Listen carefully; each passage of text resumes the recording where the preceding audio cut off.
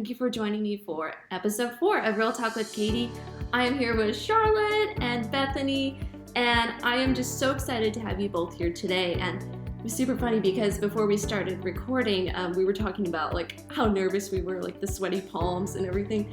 And we are going to be talking about fears and anxiety. So I think it fits perfectly because we are feeling it right now. So I would just love to hear from both of you, how you've overcome and are continuing to overcome fear and anxiety in your lives, and just how that's played out for you. Yeah.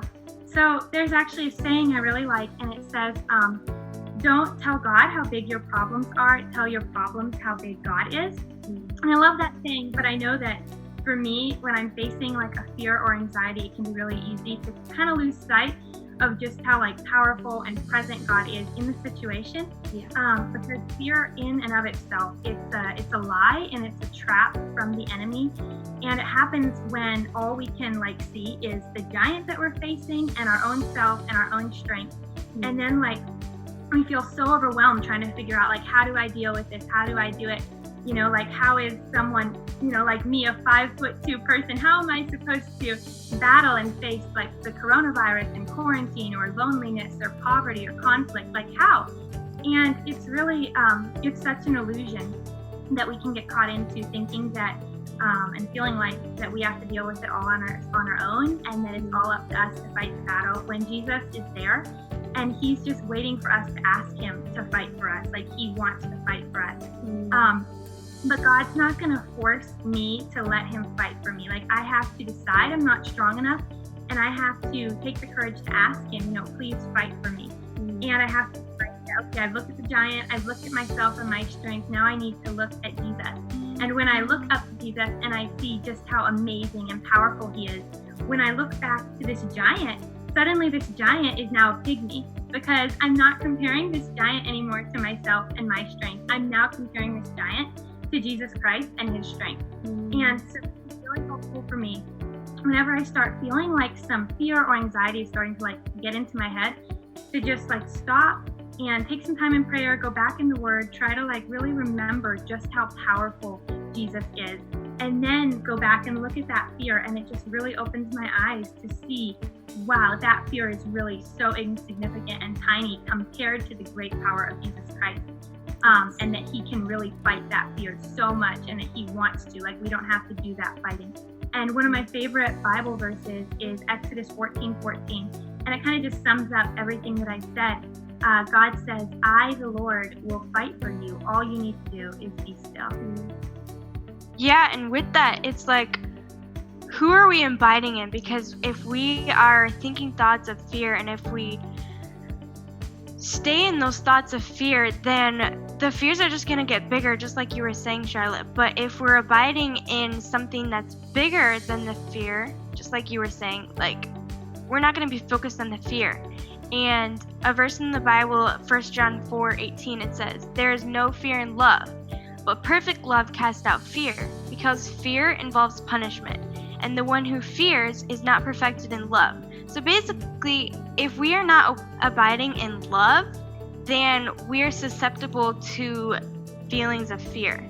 And so the way to get rid of fear is, and also with fighting it, is you have to be abiding in love. And since Jesus and God is love, he literally is love, if we abide in him, then that fear shrinks, and there's no room for that fear. Jesus, if we have this and this is all our fear, we have to get something to fill this up. So if fear is holding all of this position, then there's no room for God.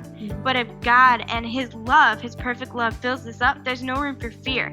So if we fill this up with God, then there's no room for that fear. And that's super cool, because in my struggle with fear, it was are you going to focus on your fear, or are you going to focus on God's love for you and how he's going to fight this for you? And if you focus on what you want, then what you don't want, it's like a paradigm shift. It's your brain is shifted between thinking how big your fear is, like you were saying, to how big your God is. It's like a telescope. The big if this is your fear, then your God is going to be this small in an idea. But if your God is this big, then your fear is going to get smaller. So that's really interesting, but I thought that was cool. Yeah, I love that. And there were two things I wanted to add to this. One was a quote I read recently by a lady named Margaret Thatcher, and she said, "You may have to fight a battle more than once to win it."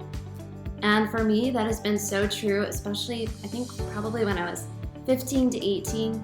I really, really struggled with fear and anxiety. Like, it was such a big part of my life, and it just really crippled me. And I would get discouraged because I would fight fear once and felt like I gained ground, like, oh good, I've overcome this and I don't have to worry about it.